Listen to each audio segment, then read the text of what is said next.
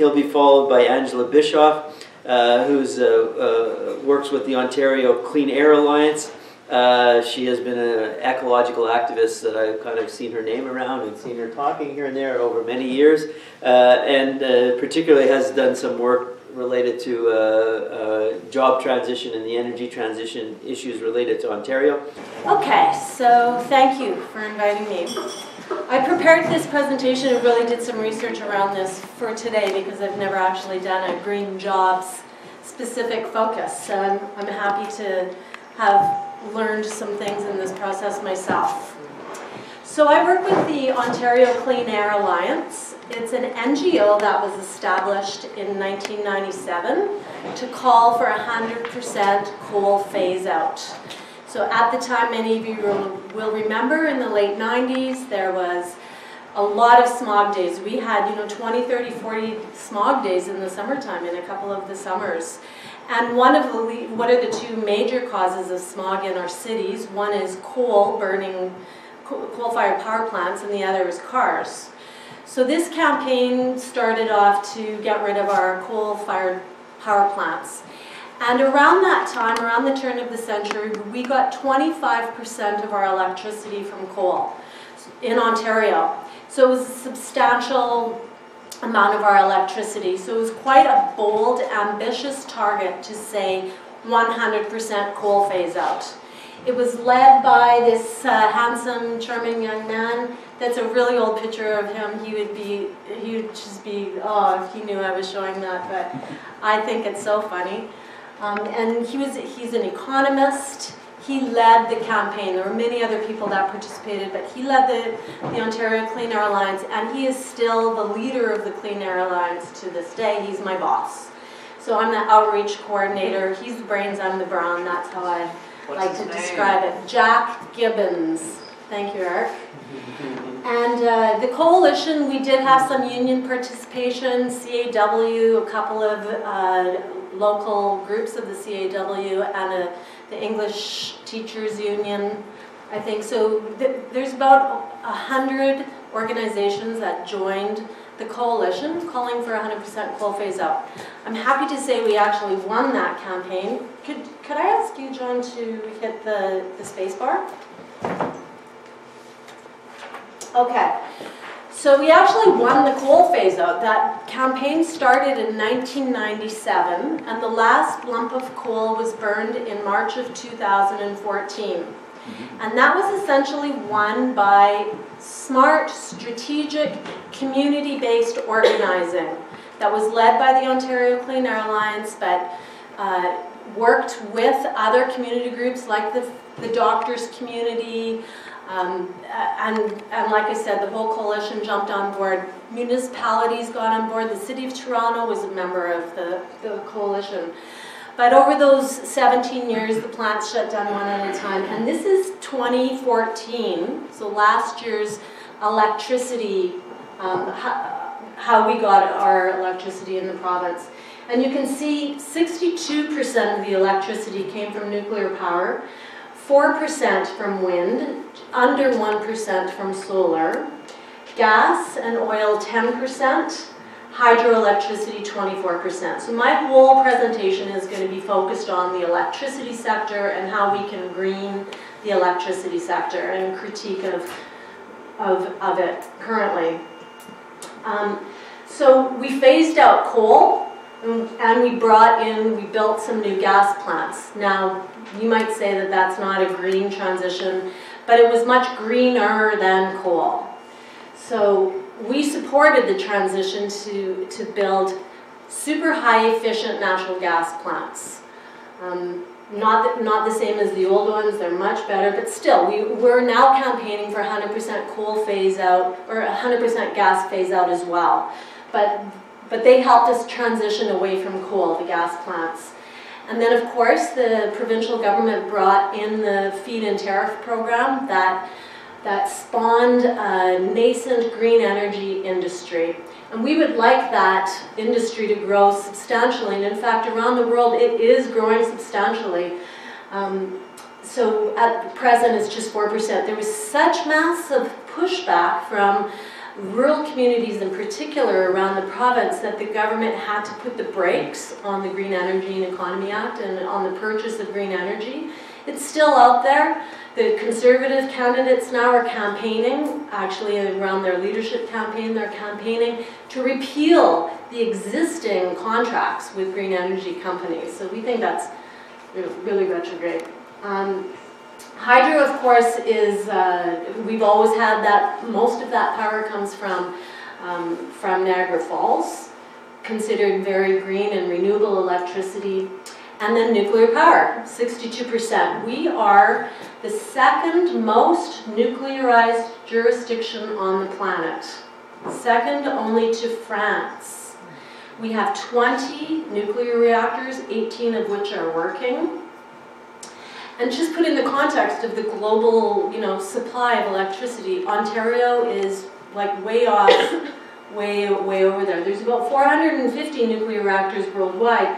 Ontario is right up there. We had 2 nuclear reactors in Quebec, and they've both since shut down. And there's 1 working nuclear reactor in New Brunswick. But in terms of the Canadian context, Ontario is a very nuclearized jurisdiction.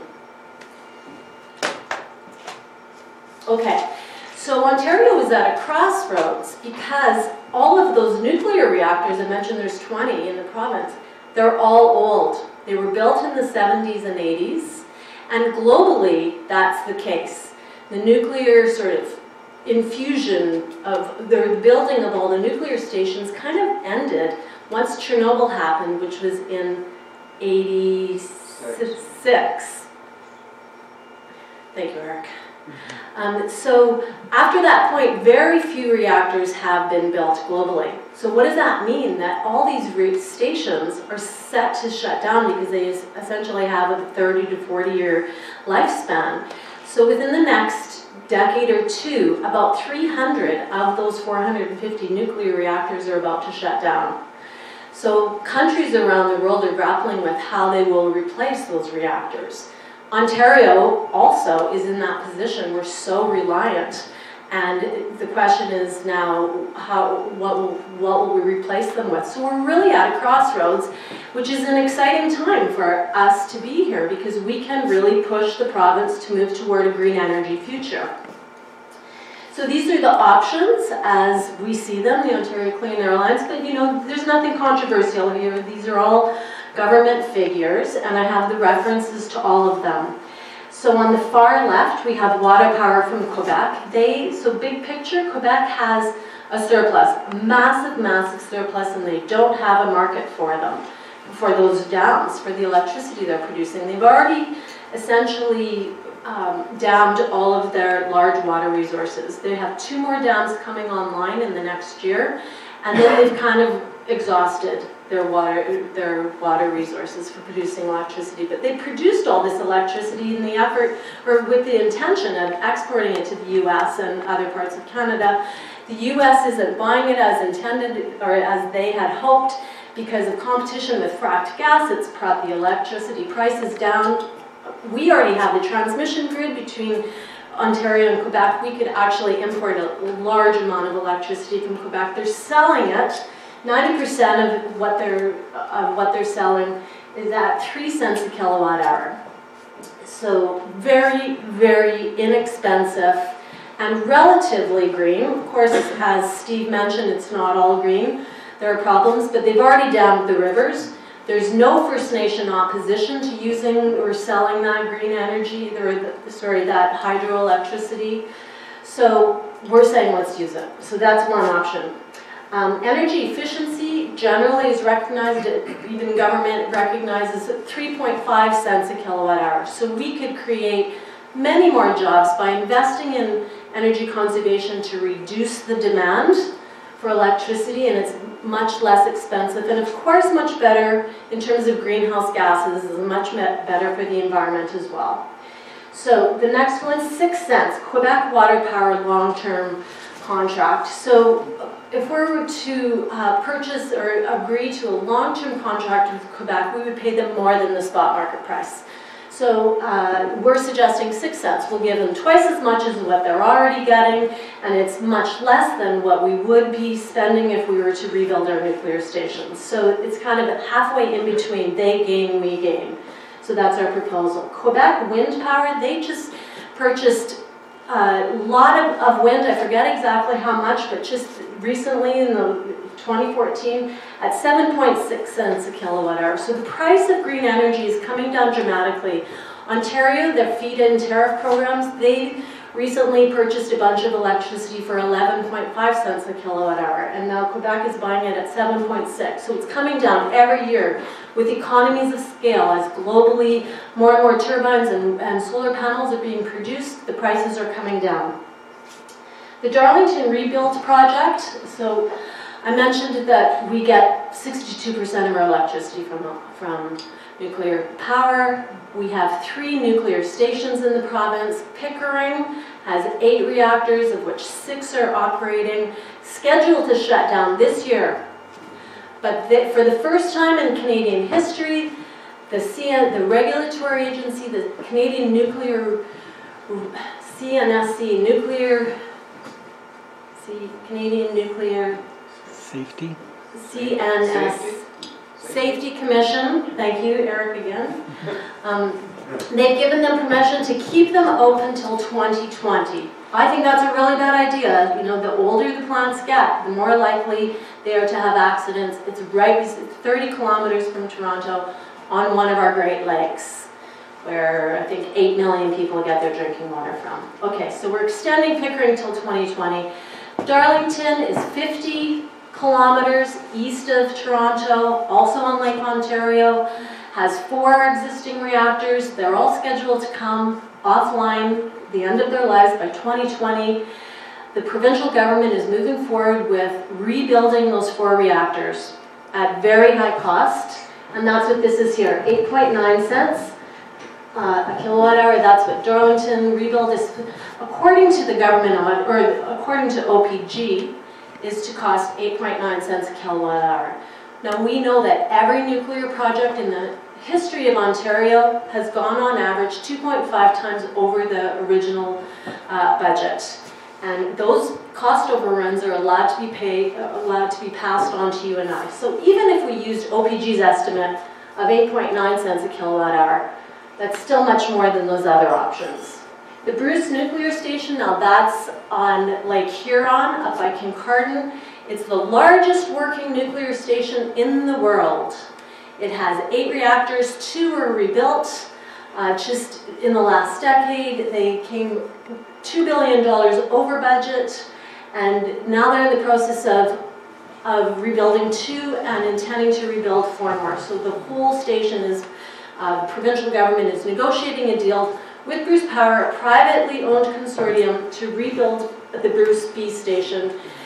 Just Bruce B alone, which is 4 reactors, will be the largest private sector contract ever signed by the Government of Ontario, and it will cost Ontario taxpayers between $60 and $111 billion. This will make the gas plant scandal look like complete peanuts, because it's not going to be happening for another decade, and in that time, renewables are just going to keep coming down. It's insane, just in terms of the cost, let alone the environmental concerns. It's insane to be rebuilding Bruce B. And they say, well, the units 1 and 2, which are the ones that were already built, cost 10.6 cents a kilowatt hour. And it gets more expensive. Unlike renewables, which the more you build, the cheaper it gets, with nuclear, it gets more and more expensive with all the security issues that we become more aware of over time. And then the Darlington Rebuild Project, if we assume 2.5 times greater, the 8.9 cents, and we assume it's going to actually come 2.5 times over budget, then we're looking at 16 cents a kilowatt hour. So those are our options to meet our electricity needs. The government is looking at all these options. Why they would choose to rebuild Bruce and Darlington when we have all these options, you know, they're political decisions, they're political choices, and I'll get more into why we think they're choosing that. Is there any reason you didn't try anything on solar there? We didn't have solar on there because at this point it's still more expensive. So we're just not advocating that as part of the cost options. Of course, our goal is to move Ontario to 100% renewable electricity grid by 2030, and that will include solar, biomass, geothermal, all the other options. These are just the more common, popular, and lower cost ones. Okay, so just to give you a sense, the problems associated with nuclear as well. So this is 2003 to 2013. 2003 to 2013. This is our generation of nuclear power. We increased, because we phased out coal, we ramped up electricity generation. And I think it was 44% we wrapped up in that decade. We increased nuclear production by 44%. Not coincidentally, the price of our electricity increased 50%. So it's a very expensive form of electrical generation. It's not a coincidence. John? Next. Oh.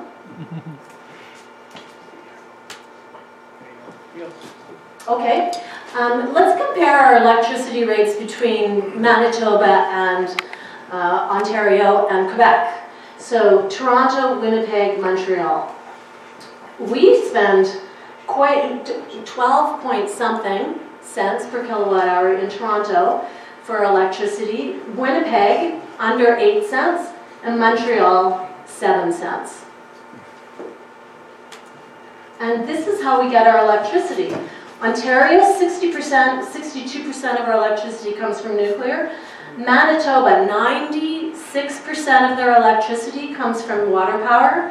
And Quebec, 98% of their electricity comes from water power. So we're surrounded by two provinces that get almost all their electricity from water power, and they're much lower cost electricity generation. So that, that's not just for individual consumers like you and I who pay for our electricity in our homes, but it's also the industries in the province, the manufacturing industries, that have to pay much higher electricity rates. And now the province wants to spend tens of billions of dollars to rebuild our nuclear stations when there are lower cost alternatives, which could lower not only our personal residential electricity rates, but industrial rates, which create more jobs locally. Okay, so just big picture, it's not just the cost, yes? 5. Okay, I'm booting it, because I'm only halfway through. Okay, I'm going to boot through this one, but generally there are problems with nuclear stations apart from the cost. There's danger. Look at Fukushima. If we were to have an accident on one of our Great Lakes, that would be devastating. There's an association with nuclear power and proliferation. Essentially, every nuclear station is a terrorist threat and produces plutonium, which is a bomb-making material. The uranium waste, the uranium mining, we have 200 million tons of tailings, uranium mining tailings in Ontario and Saskatchewan. We're the second largest exporter of uranium in the world, and that has huge environmental consequences. There's been a blockade for 4 or 5 months in northern Saskatchewan. The First Nations communities are opposing these massive new uranium mines. Waste, we still don't know what to do with the waste in Ontario. We're bribing communities, trying to find a community that will locate all of Canada's radioactive high-level waste 500 meters below surface. They're looking at the Bruce station to bury nuclear waste under Lake Huron. No community in the world has figured out how to safely store radioactive waste. There's been 2 huge geological depositories in Germany, both that have leaked. One of them, they're starting to pull all the waste out. The other one, they're wondering where to put it. There's another geological repository in New Mexico that last March had an explosion and leaked and contaminated workers. It's just a complete mess. Thank you. Okay, so now the the crux of my proposal here, presentation, is what happened with the coal phase-out and how is that relevant to the nuclear phase-out.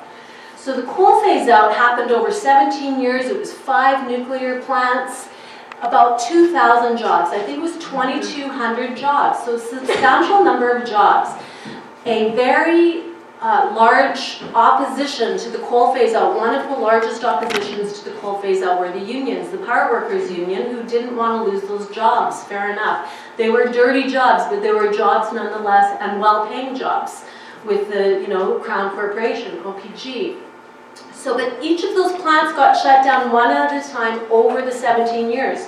So when one would get shut down, those workers, some would get, severance packages. Others would move to other parts of the corporation. They would move to a different location. Others took generous buyout packages, and we lost them to attrition. And 2 of the northern coal plants were converted to biomass plants. So in a sense, it was a pretty just transition. The job dislocation that the unions argued again that they feared did not happen. There was no major dislocation with the coal phase-out. So how does that relate to the nuclear phase-out? Well, it will be the same thing. The plants will shut down over time. Pickering could shut down now. We don't need the electricity. We have access. We're selling it at a loss to the United States. We're keeping it open just to protect those jobs. Darlington will shut down in 2020. Bruce will be next shut down in the coming decades, and it will happen slowly. We'll lose some jobs to attrition, but very importantly, we can also begin the decommissioning process immediately. The nuclear industry often says that we have to keep those plants, to cool off for 40 years, and so as if they're just going to abandon it for 40 years and then come back in 40 years. We don't have the nuclear expertise anymore. We can start decommissioning just like they want to rebuild the reactors. They can start the decommissioning process. We'll need those nuclear jobs. Furthermore, there are a dearth of nuclear engineers globally, so any worker that wanted to go elsewhere, to France or any other place, could work elsewhere. We're also going to need the jobs, the nuclear engineers in the waste issue. We're going to have to be dealing with that for decades and decades. Thank you. We did some analysis. So if the big issue is jobs, and there are 5,000 nuclear workers on OPG's payroll. I think it's 5,200 or something at least. They're all making over 100 grand, by the way. So, so that's a very, that's a large concern. We have to figure out how we transition those jobs into green energy or other sectors. But we analyzed how much it costs per job for the Ontario government to protect those jobs. And to rebuild Darlington, so that's the new project, would cost taxpayers between $6 and $14 million per job. It's because it's all government support, whereas when we saved $2,500, I think, the Ford factories in recent, just very recently, a new contract, and those jobs cost us $25,000 per job. So just in terms of jobs, if we're concerned about jobs, putting money into rebuilding our nuclear stations is not the strongest job argument. This is something that I got from Blue Green Canada. They talk about the jobs in building efficiency, like efficiency and conservation, clean energy, so green energy industries versus oil and gas. For every $1 million invested, we can get much more bang for our buck in building energy efficiency and energy efficient and clean energy. John? So we have 2 campaigns, just wrapping up right now. One is that we're pressuring the Wynne government to vote yes to water, to develop long-term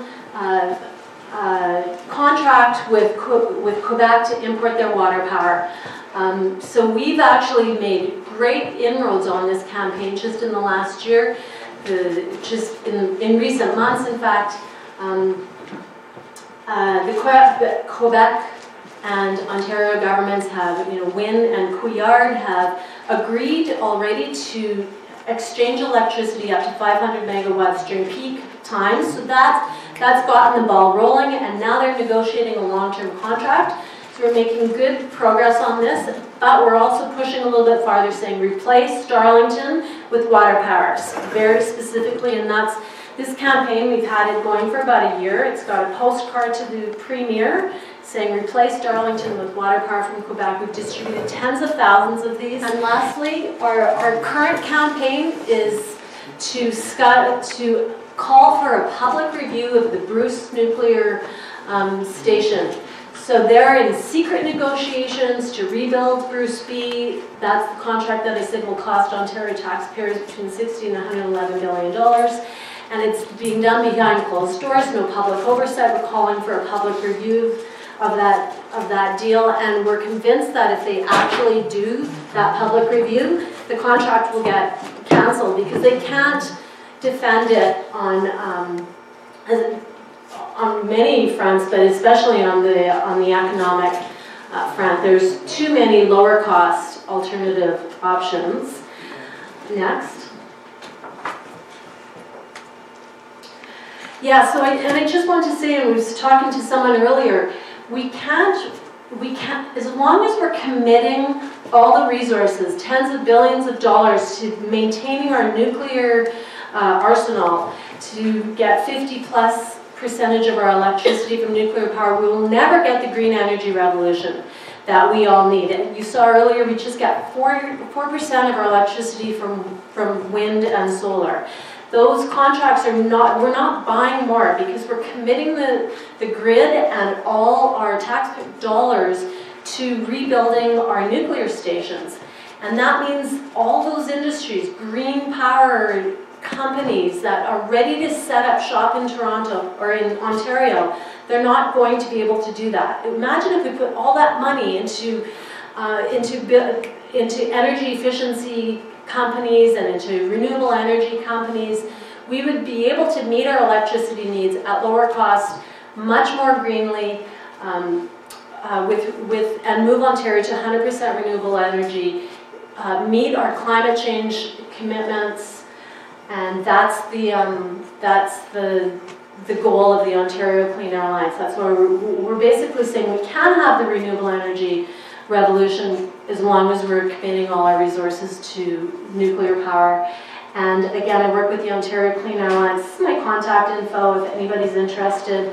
And I have many more resources like books, and I left some handouts at the back table, myths and facts. All of our materials and references are online at thecleanairalliance.org.